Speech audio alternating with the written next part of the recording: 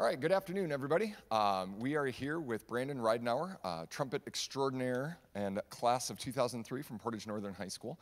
And this is just a fun little time that we are going to spend talking and getting to know Brandon a little bit and lean on some of his wisdom and expertise from the years from his time in West Middle School and going all the way up and now into his professional life and some of the steps along the way. So the basics of this is that we're going to do about 30 minutes of sort of guided question and answer. Feel free during that time if there's a spin-off question that you're like, hey, I'd like him to speak more about that. By all means, chime in, and then we'll have some time for some local questions, and then those of you hopefully streaming, we would love to have you guys chiming in using the hashtag PNBands as well, and we'll have a couple of the students monitoring that and asking those questions. So, to start off, the Q&A time here, Brandon. Tell us a little bit about your time in Portage. How did you end up in Portage, and what was your family dynamic like, and all of that? I lived in Grand Rapids before Portage, and my mom got a job. She was previously working with the Grand Rapids Symphony as an administrator, and then she got the executive director position of the Kalamazoo Symphony. And that happened during the 7th grade for me. So after I graduated from the 7th grade, I came here. And we scouted around, and one of the sort of selling points of coming here was, it's weird to speak into a microphone, but you don't have that godlike presence. Right, yeah. You know, there's no, I totally get it. It's just for the live feed. Yeah, I got it. So you can even have it down. He can crank it for them. Anyway, one of the selling points of coming here to Portage Northern specifically was because I went to a band concert. At the time, David Pappenhagen was the band director, our band director, and Josh was playing, Mr. Bartz was playing in the band at that time, and the band was smoking. Some people got up and played some killer solos, and I just thought, wow, I didn't know that you could get that good that fast. It was only a couple years away from me, being in high school. So I was feeling better about, at that time, it's like tough. Has anybody ever had to move, like in middle school or high school, like move cities? Yeah, quite a few. Move to a different state? Or just, okay, yeah. He moved across the pond. Yeah, keep your hand up if it was easy. No, okay, all right, yeah. Moving's difficult. I don't want to say it gets easier as you get older, but usually it's on you when you get older. Like, right, you made the choice. You get the job wherever, and you make the choice to go there, or your spouse does, or whatever. But then when you're a kid, you don't want to leave all your friends behind and have to make all new friends. That also gets harder as you get older. Adulting and making adult friends. It's taxes and friends, man. It's hard to be an adult. It really is. So much to look forward to. Can't wait, guys. Yeah, no, it's not that bad. But going to the band concert here was pretty eye-opening.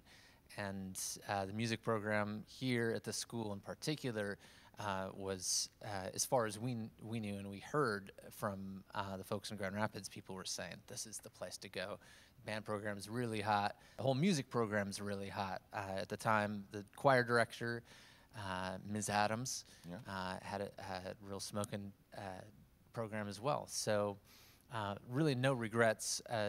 The program that I was leaving in Grand Rapids, that was the Northview district. Oh, really? You may have... Grand Rapids Northview? Yeah, you may have competed against them in marching band. Frequently. Yeah.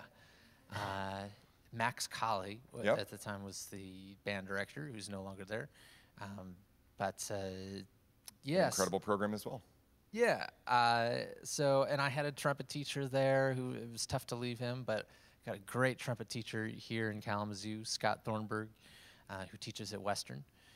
And so that's what it was like for me. It was tough. Like, I remember being all bent out of shape about moving. Yeah. But looking back on it, I think this program and the vibe here at the school was overall so good and positive that I think if it hadn't been for that, who knows how things would have turned out for me. I completely agree. Because also David Pappenhagen, the band director here, was really captivating, emotional, great energy, just a super band director, and influenced both of us, absolutely, I'm sure, to go into music.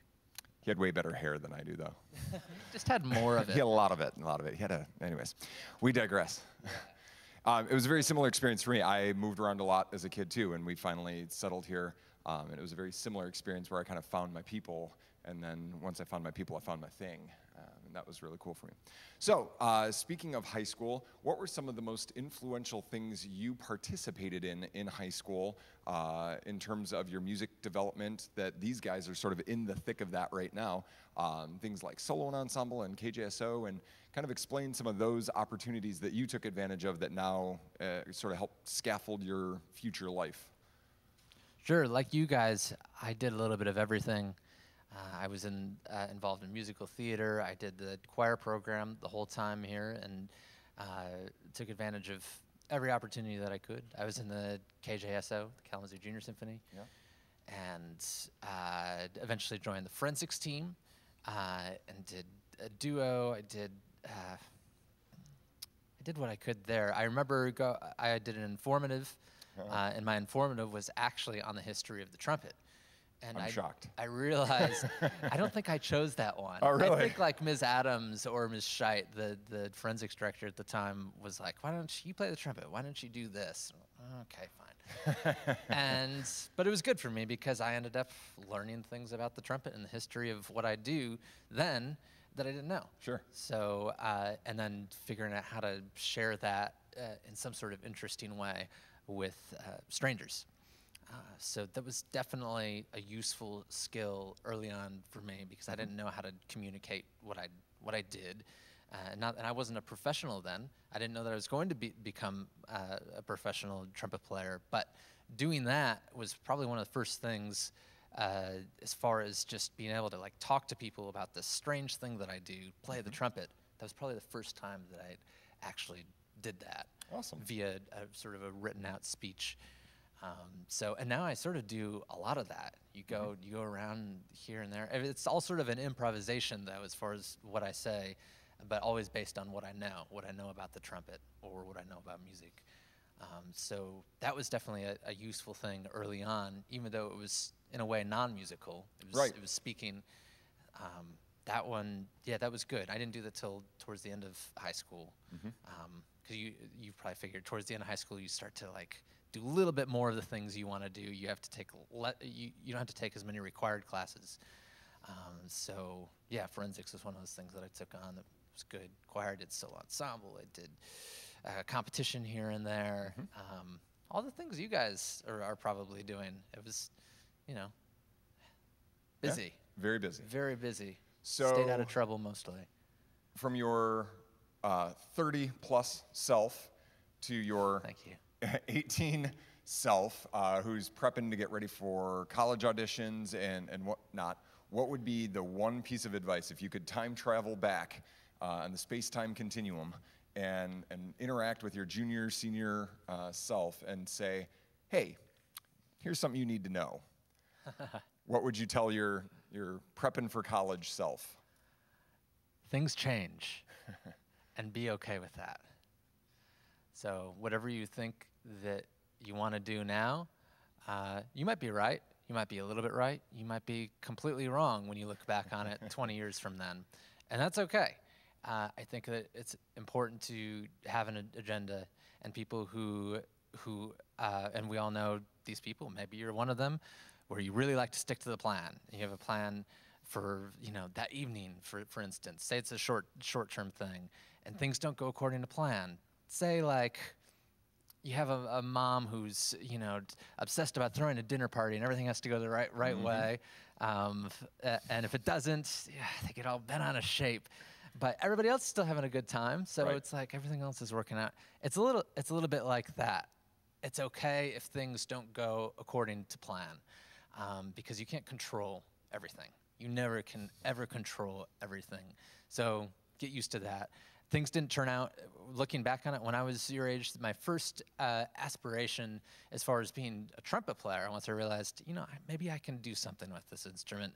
Maybe I can actually, do this professionally. Yeah. I still doubted myself the whole way because I knew the reality of it. I knew that the reality was it's very difficult to make a living as a professional musician, particularly as a performer as well. But my first dream was to be in the Chicago Symphony trumpet section, preferably a principal trumpet. But over time, as I started to study trumpet and was in an orchestral training school, classical school, Juilliard, I was sitting in the back of the orchestra in rehearsal, and the thing that I was really bad at was counting rests. And in orchestral literature, there are a lot more rests to count than in band literature. So this was definitely a shortcoming on my part, and I frequently got in trouble in orchestra because I just didn't come in, because I would space out or like just not know when to. I'd lose count all the time, and I still do. I'm terrible whenever I have to play an orchestra gig. I have to know the piece and just know when the trumpet part's supposed to come in. Sure. I can't count rests. I always lose track. So either that, or I just like really cue into the other trumpet player next to me, and assuming we like play at the same time, like, what count are we on? Or like just pretend like I know and just wait for them to. And then they're breathing. We're going. Okay.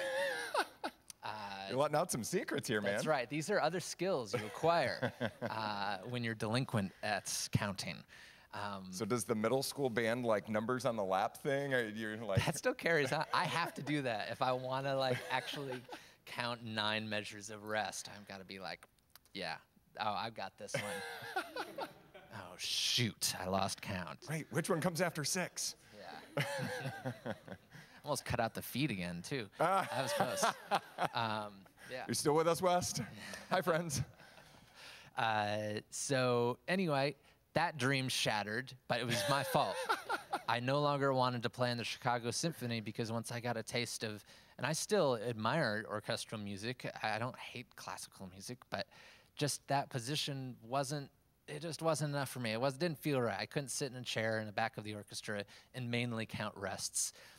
Because also like I'd get cold, and then when I came back in, I'd sound like not good. I would sound like not good.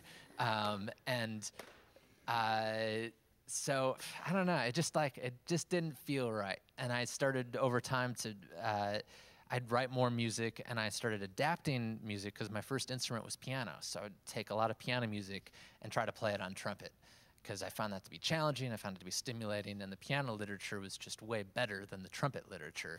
The piano was developed much sooner than the trumpet, than our modern trumpet, so therefore it just had more music. And you have people like Beethoven and Mozart who were writing for this instrument a long time ago, so it just has better stuff.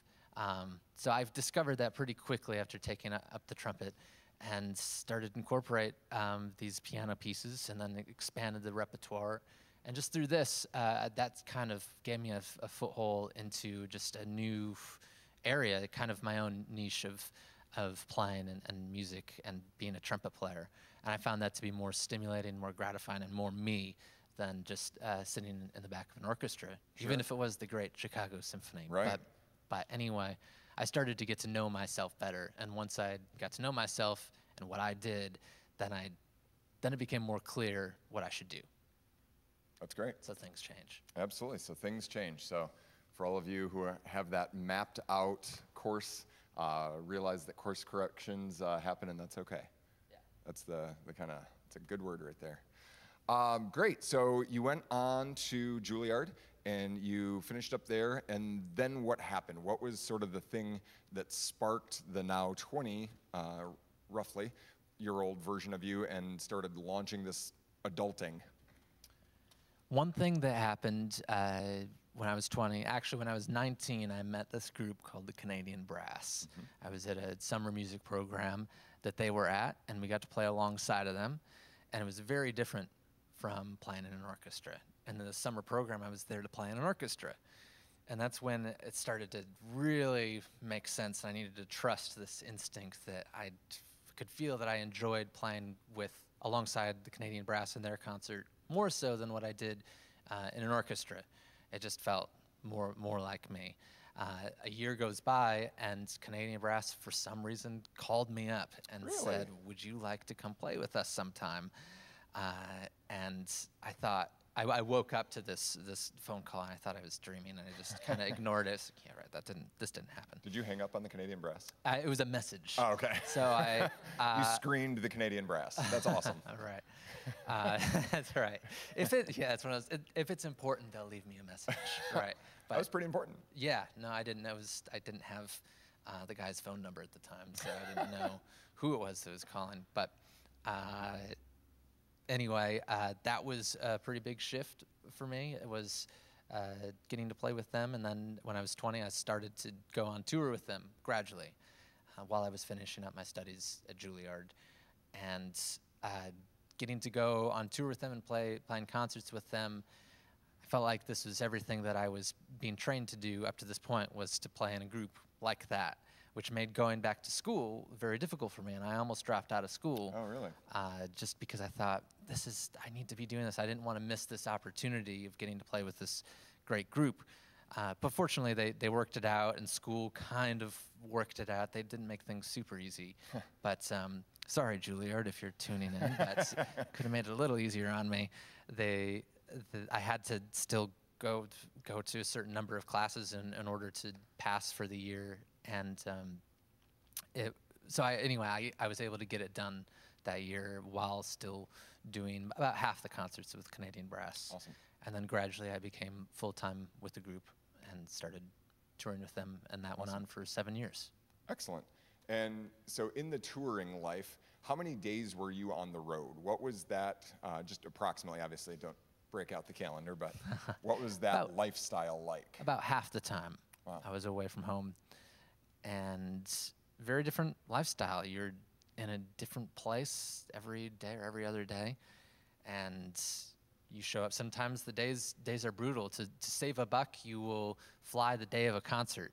And before touring with them, I always thought, well, don't you want to like be super fresh and super prepared for your concert and everything? But they've played their rep for years and years and years. The group had been around since 1970.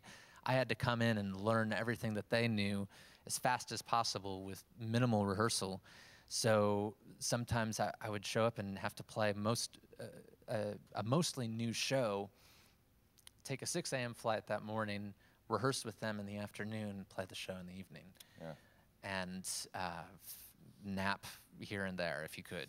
So certain days were brutal, especially early on, and but you really learn how to take care of yourself, because your body can start to go really quick. Even if you have a young, agile body, if you're waking up for 6 a.m. flights, which means you're waking up at 4, whatever, then that can really start to mess you up. Long days, your body gets all out of whack. So I learned the importance of taking care of yourself and knowing your limits, not pushing yourself beyond those. You do have to push yourself to a certain extent, but you also have to be aware of what your body can take. So I learned my lessons. Sure. And what those limits Not were. as glamorous as it sometimes seems to be that pro on the road. Right. Yeah. It can be pretty exhausting. Yeah. The road lifestyle. For sure. Just because it's hard to have a routine, a steady routine of waking up. Like here, like you guys wake up at mostly the same time every morning to go to school, except Some later than others. On the weekends. Yeah. Assuming you show up for your first hour. Some more than others. Right. Exactly. So in a way, I do miss that routine, because your body feels better when you're doing the same thing every day, day in, day out. But also, not having a routine, I feel like has given me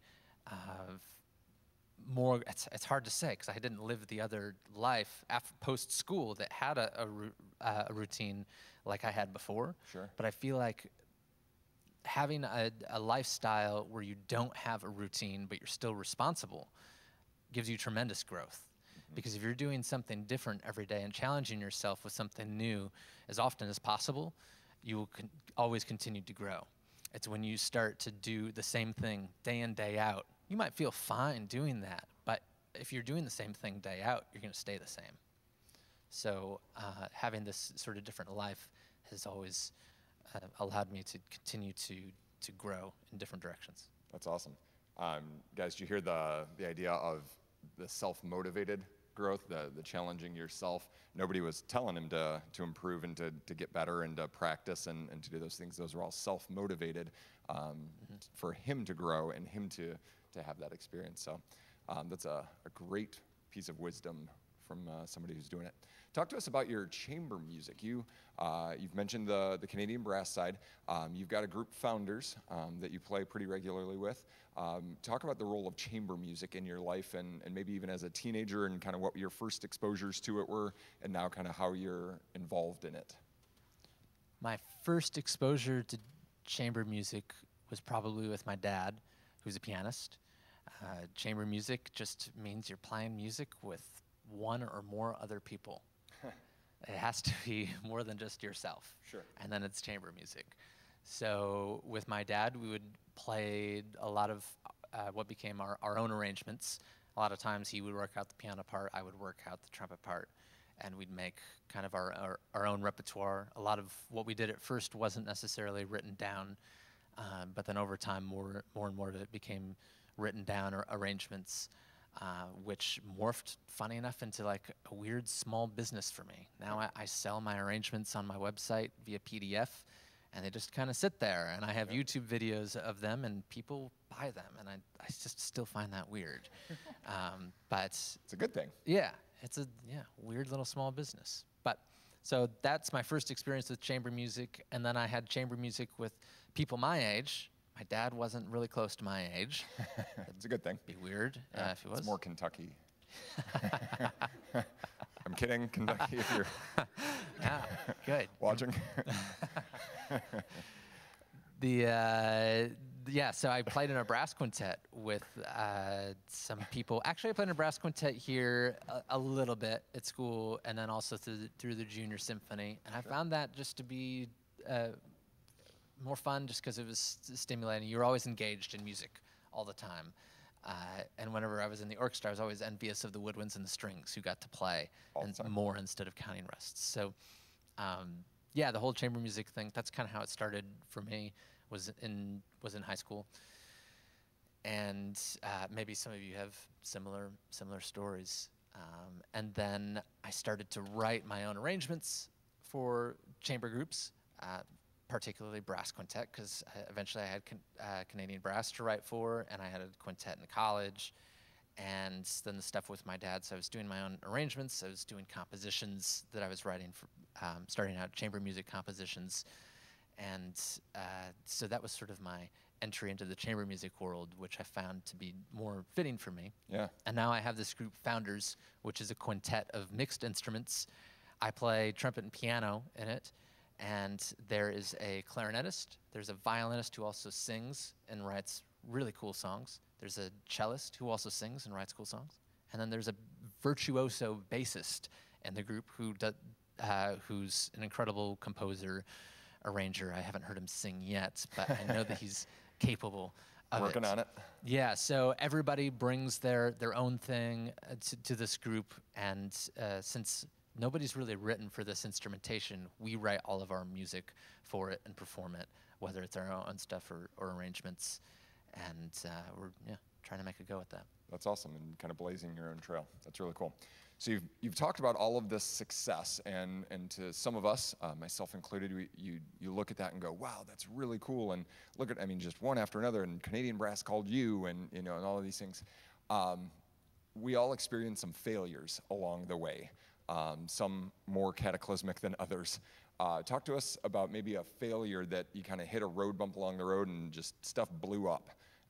And now you kind of had to figure out and sort out the pieces of it and how you overcame that.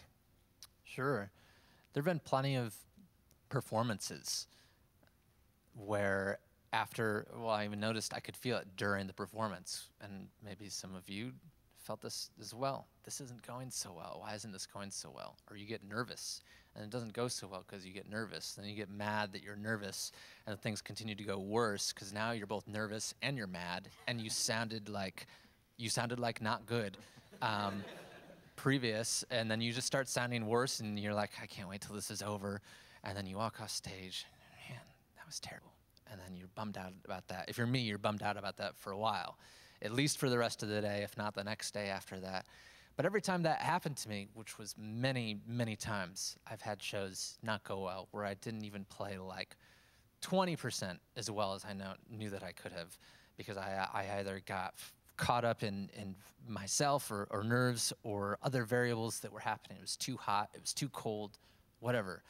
I had plenty of those times, but afterwards, each one of those times where things didn't go well, sort of just because I got mad enough at myself and those conditions, it always drove me to get better. And then I noticed the next time I went to perform, it was always better than that last time. And I made sure that it wasn't going to be worse than that last time. And then you start to sort of scaffold. You get your goal is, okay, a little better performance. I want the next performance to go a little better. And then it happens again, and then you have a bad performance, and you get mad, and you do it all over again. You're like, why am I doing this? Why am I a performer? Why am I in music? Why? And then you have these moments again where it's like, oh, isn't it wonderful to be a musician? Yes. So glad to hear you say that. I sound like a crazy person. But it's life. You have good days, and you have bad days, and things tick you off, and you get over it over time. But yeah, the more that happened, the more I grew. And if it wasn't for those really bad performances, I wouldn't have ever gotten better. If I was just happy and I was content with every single performance, then I wouldn't have had the same kind of motivation to actually get better after each one. You can say the same thing about sports. I mean, you see, especially like if you look at the great athletes, you can see how visibly bummed out they are when they have a bad game or when their team has a bad game. I mean, I grew up with watching Michael Jordan. He was one of my idols, and you could see his intensity. You can see it in LeBron James. You can see it in any other. I guess it's basketball season, so I'm using basketball equivalents. But you can really tell with these greats how bummed they are when they have bad games, whether they're personal or their team has a bad game, and they make sure that they come. Oftentimes, when that happens, they come back with a lot of heat in the next game, and they like smoke the other team. Usually this happens. The great ones do this. It's so more of a mountain, not a. There are always going to be little dips along the way. No mountain has a completely like linear, same kind of slope to it. For sure. There are always these little like arcs throughout it. And they're also like bigger arcs too. When I decided to quit the Canadian Brass, it was I didn't realize how shocking that was going to be to my life, because as weird of a routine that was to be in a group like that, a no routine. All of a sudden I was without this group, and I was without my friends who were in this group. I would still see them a little bit, but not nearly as often. I wasn't performing nearly as often, so I had some withdrawal after that, because all of a sudden things were different. So it actually felt really good for a little while to have this difference, and then I realized something's missing from what's going on here. Yeah. And I missed performing. I missed playing with those guys. But overall, I knew it was the right decision for me and for my life. It was just kind of tough to deal with it. And then as years went by, you sort of pick things up again, and you start to do the same sort of thing. Gradually, hopefully steadily incline, as long as you have the right attitude about it. So for us as students, we have those day-to-day dips. We have that, oops, bombed a chem quiz. Oops, that was a little real. Sorry, guys. The oops, the solo and ensemble, nailed the two. And we have those dips where you kind of want to, we used to, in my day before, we call them eBay days, where you want to go sell your horn on eBay because there was no reason to keep playing it. I've been there. And so, but just hearing his wisdom to talk about the keep your eyes up on the horizon, not on the dip that you're in right now, because the other side of it's a lot more fun. So I'm going to dig back in the Wayback Machine, and we're going to ask, you had kind of an unusual experience when you were at Juilliard, and it might have been right after, that you somehow ended up in a Robert De Niro, Matt Damon film. Talk to us about that. Right, that Juilliard training really paid off. I was not there as an actor. No. I was there as a musical actor. There were a lot of actors that were there as actors, as I would presume. Yeah, but they ended up hiring a lot of Juilliard musicians because Robert De Niro reached out to Juilliard. He said that he wanted college-aged, college-looking musicians to play because the setting of this film that he was directing and acting in took place in Yale or Harvard or something like in the 50s or something. Okay. And maybe even earlier than the 50s, maybe it was the 30s. So he wanted like, it was like an 8 or 9 piece little band. And so I sent in my headshot and my name and maybe something else, a list of fears. And he goes through it just like they do. This is like, it was a typical, I guess, casting call of which musicians are totally unfamiliar with, but Right. it's sort of the name of the game. They, you feel like a piece of meat or like a model or something, and they just look at you like, are you, no, that's not the right look. It's kind of brutal, but anyway, Yeah. I got lucky. He picked me and a few other people that I knew at Juilliard, and we got there at like 6 or 7 a.m. for the day of the shoot. And it was supposed to be a 2-day shoot. And Matt Damon was the star of this scene and the star of the film. And he had to say the same 2 lines over and over, probably 1,000 times over the awful. case of the day. And I remember that the culminating word of it was cankerworm. He had to say cankerworm, which is not a typical phrase here in 2008 maybe is when it happened. Cankerworm, it's sort of lost its meaning if it ever had one. But anyway, I just have this audio image of Matt Damon saying cankerworm. By the way, he was dressed in drag also. And cankerworm was the one word that he said with his man voice. So he was talking way up here for like the whole day as a woman. Yeah. And then he'd break and he'd say cankerworm. That's how I should have actually introduced the story. So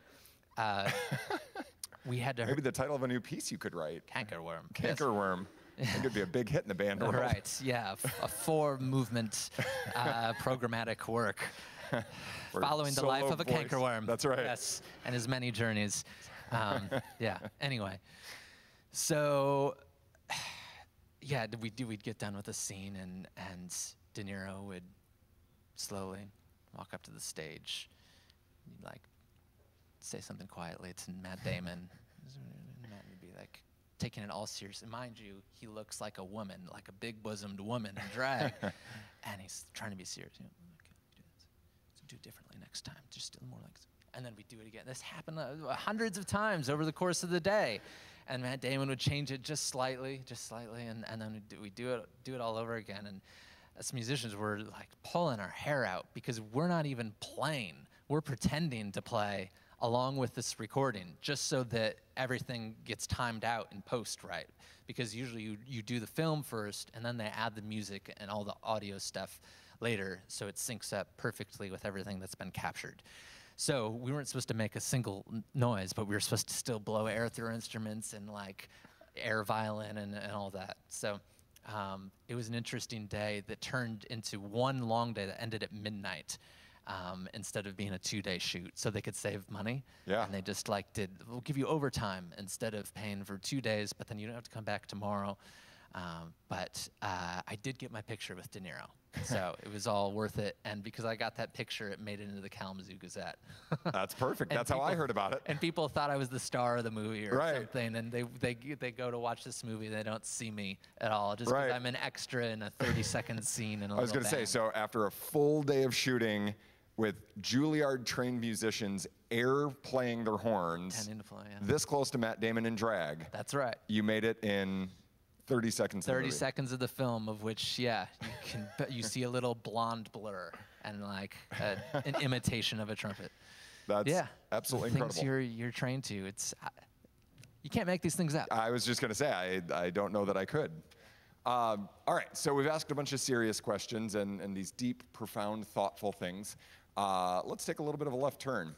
If you could only eat one lunch for the rest of your life, what would you choose to eat? Gotta put you on the spot. Am I allowed to choose like a certain culture of food? Like, can I say Japanese food, for instance? Sure. And Is there a particular thing or do I have to just like say sushi? Let's go the latter. Let's pick the one thing. Well, maybe I will say sushi actually, because there's quite a variety of things you can get within sushi. That's a quality answer. I'm gonna go with that. Awesome. Just because I struggle with like just doing. Speaking of not falling into routine, I'm the same way with food. I always have to try something different all the time. I can't have the same thing 2 meals in a row. That's really interesting. I'm literally the exact opposite. I eat the same 2 cups of oatmeal every single day at the exact same time. I am like programmed to a T. So we are inverse. You're better than me. I think no better or worse, just very, very different. Very good. If you could be stranded on an island with one other human being, who would you pick? I don't have to worry about repopulating the island, right? Nope. Okay. All right. That's not going to cut the feed, right? No, that was PG. Hopefully they're still here. But it's all right, good. But a legit question. A very legit question. So I mean, Matt Damon and Drag's not going to do much for you. Get out of my brain, man. That's what I was thinking. Yeah. Well, okay. So we're talking about interesting people that I would want to. That was kind of the idea. Oh man, but the thing is, if I wanted to say like be on an island with Albert Einstein, I don't know how he was as a person. Like he might be miserable to get along with on the island. May not be very useful to build a fire or something. Yeah, I know. I don't know. Actually, yeah, he'd be a terrible choice. He'd be terrible. Einstein on an island. TV show that hasn't. Anyway, we're gonna retire young. We'll see you guys. Yeah, the hit comedy sitcom. That's right. So, boy, jeez, I don't know, because I do sort of want to pick a total stranger like that. Sure. Like, I don't know, or someone you could learn a lot from, like. Maharishi or Jesus or there you go, going a little heavier, or Einstein or I don't know, who are some cool people? Leonard Bernstein. That would be interesting. Going musical. I think he'd be a wacky dude. Yeah. Like I don't see him as someone who would sit still. Yeah. Yeah, that could be fun. Running around the island. Yeah, I just didn't know if I wanted to to think practically, like somebody who is a really good Boy Scout as well. Oh, sure. For just basic survival needs. Basic survival. I feel like Bill Nye would know how to do Bill Nye would be a very fine choice. To throw back on him. Yeah. Who else? Well, those are some people. Yeah, for sure. All right, we've got just a couple of minutes here. Who's got a question? Melissa's right up front here. Process for auditioning for college. I don't remember. Erased it. It's well, actually, it is a little bit of a blur, but I remember wanting to have some options because you don't know what's on the other side, and so my options were, I think my parents were like, okay, you can pick 4 schools, so I picked Western, because that was the local kind of like easy, close to home option, but also extremely familiar because I was already studying with the trumpet teacher at Western and knew some of the faculty there. The next furthest was University of Michigan, and both my parents went there, so they really wanted me to go to U of M. The next furthest was Cleveland Institute of Music, and then my faraway long shot was Juilliard. So I was fortunate to get into all of them. But then the variable was each of them cost a different amount. If I wanted to stay in state, I wouldn't have had to pay a nickel to go to Western or U of M. So, of course, my parents really wanted me to choose maybe one of those, sure. Just from a financial standpoint. But instead, you guys already know where I ended up. And it was because of the vibe that I got there. I went to Juilliard because of I was interested in the city. I felt like there was a lot to explore there. I had a good lesson with a teacher that I felt like I could learn a lot from, and I immediately respected. And I think that those things that I was considering ended up allowing me to put trust in the long shot option, even though it was sort of like the scarier, more uncertain, far away from home option. I was willing to kind of go all in with that one. But it really wasn't until I visited there later on with my mom, took me on a trip there, and I had a lesson with the teacher. And that sort of sealed the deal. Because whatever you guys end up going into, I would strongly suggest you go to the school for not only the environment of the school, but also that person that you're there to study with most, and you're going to see the most, and make sure that you really click with them. So you want to be auditioning the school as much as the school is, kind of auditioning you. It's a great piece of advice. Other questions? Matt had one? You had mentioned that you did theater and forensics, did performance, stuff like that. What made you still pick trumpet performance over anything like theater or choir? What drew you there? So just so that everybody heard mentioned many of the different activities he was involved in high school, but what drew him specifically to the trumpet? Well, it was certainly more social of an instrument than what the piano was. So I was practicing the trumpet and piano most every day all the way through high school. And I definitely excelled more at the trumpet than I did as a singer, even though I enjoyed, most of my friends were in choir and musical theater. So I was doing all those things with them. I just wasn't as good as my friends were at singing and the whole musical theater thing. But I still enjoyed hanging out with them, and just sort of the goofy way they were as people. It was just a fun environment to be around. You probably felt the exact same way. Absolutely. I was wearing a giant wizard costume and looked ridiculous, but had a great time and enjoyed the people and enjoyed the experience. Yeah. So, and I got positive feedback. People noticed that I was excelling quickly at the trumpet.